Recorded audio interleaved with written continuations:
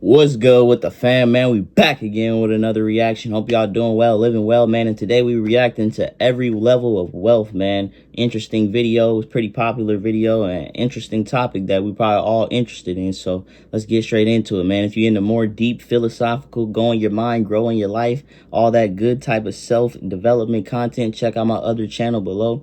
And also my new EP with my brother Steve, man. Going up with the music and the videos. But let's get straight into it, man. Every Level of Wealth. Imagine the world is represented by these bubbles. If we resize them according to the population size, we get this picture. I'm going to rank them from poorest to richest and show you how people live around the world. We'll start with farmers living with less than $2 per day and climb all the way to Elon Musk. And I'm gonna make a bet. You probably can't answer these two simple questions about the world. Fewer than 2% of my viewers got them right. Question 1. Where does the majority of the world population live? A. Low income, B. Middle income, or C. High income countries? And 2. Since year 2000, has global wealth inequality A. increased, B. stayed the same, or before we get into them questions, I didn't even think about the farmers and people like that. Like, it's literally so many different levels of this, and it's actually like we know the insanity of how Elon Musk can feed everybody or give enough equal amounts to everybody to where everybody is good, but greed, man, greed. To sum it up. C. decreased? Hold on to your answers, we'll come back to them. This video was inspired by the book Factful. I'm gonna go with A for the first one.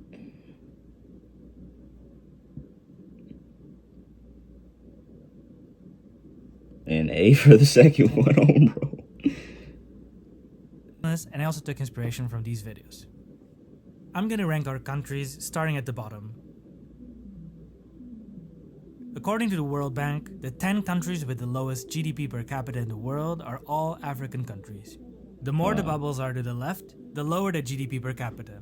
And the country with the lowest GDP per capita. But that's kind of crazy because it's the richest in the resources. But why is it that if we have the ability to, like, everybody to be advanced, why are some people still living? And not, maybe that's just because the culture there, but it's just interesting how there's so much inequality just over the sea, or just like not even, you know. That is Burundi. Let's see how people live there. The median wage in Burundi is $1.80 per day. Each woman has an average of around 5 children. Child mortality is high, and 5% of children don't make it to 5 years old. Families are large, and most of them depend on agriculture to make a living. Most people live in rural areas, often in houses made with mud bricks. The Gapminder Foundation documented how families live around the world and made their footage freely available. This family with 1 woman and 4 children had a total income of 90 cents per day. Man, this is just like, I'm trying to find words to describe this, but it's like I kind of just watching it is enough description. But like, it's just like honestly shocking. And it's like, even me, like, we got the basic necessities and stuff, and you still feel like you don't have enough because you compare yourself to people like Elon Musk and stuff, and it's just like, it's just goofy. And then when you really start to figure out the fiat system and how money is basically printed out of thin air, you really start to realize how insane this whole system is. They live in a house with no electricity. Light comes from fire, which they also use to cook. This family sleeps on a bed made of straw, and this is their toilet. To find water, they need to walk to natural sources and carry that water back home. Most families in Burundi live in extreme poverty, and that's also true for most people in these countries. But so far, our chart only includes about 3.6% of the world population. I'm going to keep adding more countries until we get to about a quarter of the population. We get mostly African countries like Ethiopia and Nigeria. And you know what's crazy? People are living like that. They probably way happier than most people in the U.S. because I feel like capitalism, and just when you get shown so much and get to all of these things, and there's all these things to have, you feel like just you having the bare necessities and having a home, having something to eat every night, all those things, like, you take that for granted when you get overwhelmed with all these things. But these people are probably happy and enjoy themselves just with the bare minimum thing, and that really just puts it into perspective, I think. In Asian countries like Pakistan and Bangladesh. I'm going to pick Bangladesh and see how people live there. The median income in Bangladesh is $4.78 per day. Each woman has an average of 2.3 children. This family has 5 people, and they live in a house with a metal roof. They have beds, they have access to a pipe well, which is how most people get their water in Bangladesh. They have a toilet and a place to wash their hands. Per day, bro. This is just insane work. Like, it's like even like mind blowing to even think this way, because you're just so caught up in the American way of living, and like, bro, money should not be the standard or such a differentiator in terms of people when we're all the same, but the economic level you have determines a whole lot of things. It don't determine who you are, but it determines your quality of living. They also have basic phones. Their house has electricity, like more than 99% of households in Bangladesh.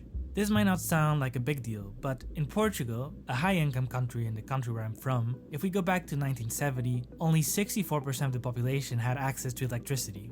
Some people think that countries like Bangladesh will always stay poor, but the reality is that Bangladesh, in some aspects, is already... I don't know, like, I don't want to sound... I feel like this isn't as bad as it looks, because I just know, like, the type of people these people are. Like, if you put a basic American in one of these situations, they be freaking out like, oh my god, I can't survive, oh my god, I need Wi-Fi, whatever. But like, if you just think these people are growing up in this, and they're probably extremely thankful, like as I was saying before. And like, with my perspective, I'm able to see how people like that can be grateful for just having the bare minimum things. And I would like to put myself in less fortunate situations just to see what it's like, and to get that perspective, and to know all levels of life, and just to learn, like, you know, already more developed than the Portugal my parents grew up in. If we go back to our bubbles and add colors based on the income level according to the World Bank, we see that even though we're at the bottom 23% of the population, most countries in this chart are not considered low income. Bangladesh is considered medium income, or lower middle income to be precise. Most of the world population lives in middle income countries, a question that only 27% of my audience got right. I also got it wrong. In 2000, 29% of people lived in extreme poverty. Nowadays, that percentage has fallen to less than a third. In a single generation, billions transitioned out of poverty. And while that was happening, another quiet transformation took place. It was probably like, it was one of those questions where the obvious answer wasn't the right one, but you know. Millions of people transitioned out of their poor problem-solving skills with brilliant. Let's keep adding countries until we reach half of the world's population. We now see India and other countries across Asia, Africa, and Latin America. Let's see how people live in India. The median wage is around $6 per day, and women have on average around 2 children. Most families now live in urban areas, not It's just rural. so... As countries develop, the population... It's so astonishing how big the world is. That's one of my favorite things to think about. How big the world is, how many people there are, how many different kinds of people. Like 8 billion people is an inconceivable amount. And just think they're all out there living their lives on their path of what they think is right. They're trying to do whatever they feel. And that's just mind-blowing to me. Like, there's all these people out here actively right now living their lives just like me. Tends to migrate from the countryside into urban areas. Damn. This family of 4 lives in a house with a bathroom, a kitchen, bedrooms, and other amenities we didn't see in the previous income levels. Motorbikes are a common means of transportation, and most people have access to internet and use smartphones. We're entering the richer half of the world. We now get mostly upper middle income countries from Latin... I kind of like how they're like upgrading, like the lifestyle upgrades per... I mean, obviously that's the nature of the video, but it's kind of satisfying to see, you know what I'm saying, the evolution in each country. Latin America, Eastern Europe, Africa, and Asia, including China. Let's pick Brazil.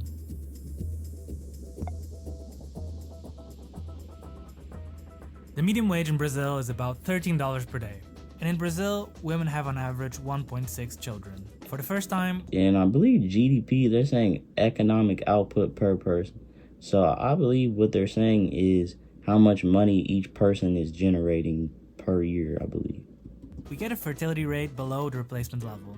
Wealthier countries tend to have lower fertility rates. Although hunger is still a problem in Brazil, more people die from obesity than undernutrition.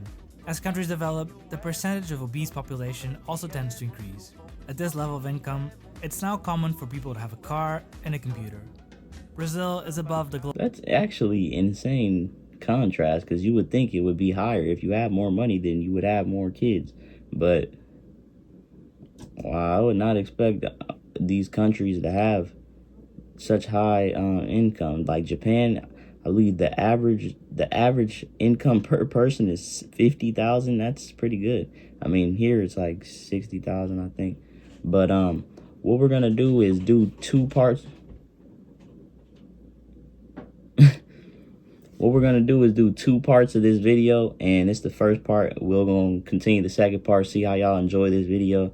I don't want to make it too long for y'all, but yeah, man, this is the first like 3 or 4, I think, levels of wealth, and we'll be back with the next few and the last ones, you know what I'm saying, in the next video. I appreciate y'all for watching. Like I said, link in the description to tap in. I love y'all. We out unlimited.